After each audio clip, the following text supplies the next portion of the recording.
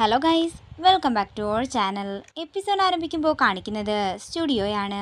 എനിക്കിനി പാടാൻ പറ്റുമെന്ന് തോന്നുന്നില്ലെന്ന് പറഞ്ഞ് ശ്യാമ പൊട്ടിക്കരയുമ്പോൾ ചാനലിൻ്റെ ആൾക്കാർ പറയുകയാണ്, അതെ, എത്ര കോടികൾ മുടക്കിയിട്ടാണെന്നറിയാമോ ചാനലിപ്പോൾ ഈ പ്രോഗ്രാമിൻ്റെ ഫൈനൽ റൗണ്ട് വരെ എത്തി നിൽക്കുന്നത്. അതുകൊണ്ട് എന്താണെങ്കിലും അവസാന നിമിഷം ശ്യാമയ്ക്ക് പിന്മാറാൻ സാധിക്കില്ല. ഒന്ന് ഫ്രഷ് ആയിട്ട് പ്രാക്ടീസ് ചെയ്യാൻ നോക്ക്. തുടർന്ന് ശ്യാമയുടെ ഫോൺ വാങ്ങി അവർ സ്വിച്ച് ഓഫ് ചെയ്ത് വെക്കുകയാണ്. പിന്നീട് കാണിക്കുന്നത് വസുന്ധരയും മറ്റുള്ളവരും സ്റ്റുഡിയോയിൽ എത്തിച്ചേർന്നിരിക്കുന്നതാണ്. തുടർന്ന് ഐശ്വര്യ പുറകോട്ട് മാറി നിൽക്കുന്നത് കണ്ട് വസുന്ധര പറയുകയാണ്, നീ എന്തിനാ ഇങ്ങനെ പുറകോട്ട് പോകുന്നത്? അത് പിന്നെ അമ്മേ, ഞാൻ അന്ന് ഇവിടെ വന്ന് കാണിച്ച ഷോ ഇവിടെ എല്ലാവരും കണ്ടതാ. ആകെ നാണക്കേടായതാ. ഞാൻ എങ്ങനെയാ? എൻ്റെ ഐശ്വര്യയെ, നീ വരാൻ നോക്ക്. പിന്നെ അതൊക്കെ ഇവർ ഓർത്തിരിക്കാൻ പോവല്ലേ. അതേസമയം അശ്വതി അങ്ങോട്ടേക്ക് വരികയും ശ്രീകുട്ടിയെ കണ്ട് അശ്വതിക്ക് സന്തോഷമാവുകയും ചെയ്യുന്നു. പിന്നീട് കാണിക്കുന്നത് ശ്യാമയുടെ ഒരു ആരാധകൻ ശ്യാമയെ പറ്റി അഖിലിൻ്റെ അടുത്ത് ചെന്ന് പുകഴ്ത്തി പറയുകയാണ്. അതേസമയം രാധിക വന്ന് അഖിലിനോട് പറയുകയാണ്, സാർ, അവിടെ ശ്യാമയാകെ ഡെസ്പായിരിക്കുകയാണ്. സാർ ഒന്ന് അങ്ങോട്ടേക്ക് ചെല്ലാമോ? സാർ ശ്യാമയെ നന്നായി മോട്ടിവേറ്റ് ചെയ്യണം, ഇല്ലെങ്കിൽ അത് പ്രോഗ്രാമിനെ ബാധിക്കും. ഇത് കേൾക്കുന്ന അഖില് ശ്യാമയുടെ അടുത്തേക്ക് പോകുമ്പോൾ രാധിക മനസ്സിൽ പറയുകയാണ്, ഒടുക്കം ശ്യാമയുടെ പെർഫോമൻസ് കൈവിട്ട് പോകുമോ ആവോ. പിന്നീട് കാണിക്കുന്നത് അഖിൽ അങ്ങോട്ടേക്ക് ചെല്ലുമ്പോൾ കാണുന്നത് പൊട്ടിക്കരയുന്ന ശ്യാമയാണ്.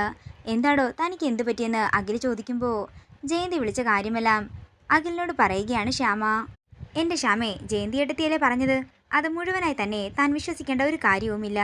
ഇല്ല സാർ, ജയന്തി ഏട്ടത്തി നുണ പറഞ്ഞതല്ല. അല്ലെങ്കിൽ അച്ഛനും അമ്മയും അപ്പവും ഒക്കെ എത്തേണ്ട സമയം കഴിഞ്ഞില്ലേ? എടോ, താൻ ടെൻഷൻ ആകാതെ, ഞാൻ വിളിച്ച് കാര്യങ്ങൾ അന്വേഷിക്കാം. സാർ, എനിക്കിനി പാടാൻ പറ്റുമെന്ന് തോന്നുന്നില്ലെന്ന് ശ്യാമ പറയുമ്പോൾ ഇത് കേട്ട് ഒരു ഞെട്ടലോടെ നിൽക്കുകയാണ് അഖിൽ.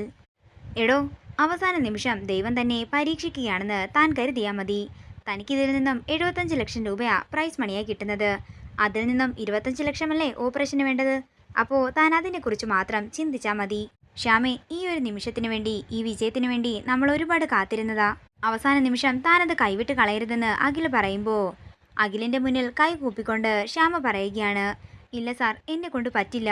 അവസാന നിമിഷം എല്ലാം കൈവിട്ട് പോവുകയാണല്ലോ ഈശ്വര എന്ന് അഖില് മനസ്സിൽ പറയുന്നു. അങ്ങനെ റിയാലിറ്റി ഷോ ആരംഭിക്കുകയാണ്. ഓരോരോ ജഡ്ജസിനെയായി ആങ്കർ സ്വാഗതം ചെയ്തുകൊണ്ടിരിക്കുന്നു. അതേസമയം അഖിലും ശ്യാമയും കൂടി വേദിയിലേക്ക് വരികയാണ്. മാനസയും മഹിമയും നേരത്തെ തന്നെ വന്നിരിപ്പുണ്ടായിരുന്നു. തുടർന്ന് ആങ്കർ പറയുകയാണ്, മൂന്നാമത്തെ ജഡ്ജായി GK സാറാണ് വരേണ്ടത്.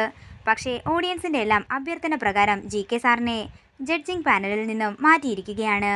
ഇത് കേൾക്കുന്ന GKയും ശ്യാമയും അഖിലും ഒരു ഞെട്ടലോടെ നിൽക്കുമ്പോൾ മഹിമയും മാനസയും കൂടാതെ വസുന്ധരയും ഐശ്വര്യയും ചിരിച്ചുകൊണ്ട് നിൽക്കുകയാണ്.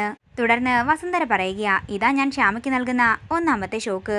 മാനസയും ശ്യാമയും ഇഞ്ചോടിഞ്ച് പ്രകടനം കാഴ്ചവെക്കുന്ന ഈ വേദിയിൽ ഇന്ന് മൂന്നാമത്തെ ജഡ്ജായി എത്തുന്നത് പ്രശസ്ത പാട്ടുകാരിയായ വിസ്മയയാണ്. ഇത് കേൾക്കുന്ന അഖിലും ശ്യാമയും ഒരു ഞെട്ടലോടെ നിൽക്കുകയാണ്. തുടർന്ന് വസുന്ധര പറയുക, ഇതാണ് ഞാൻ ശ്യാമയ്ക്ക് നൽകുന്ന രണ്ടാമത്തെ ഷോക്ക്.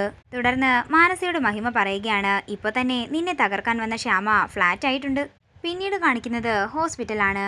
ശ്യാമയുടെ മ്യൂസിക് ഷോ തനിക്ക് കാണണമെന്ന് പറഞ്ഞ് വാശി പിടിക്കുകയാണ് അപ്പു.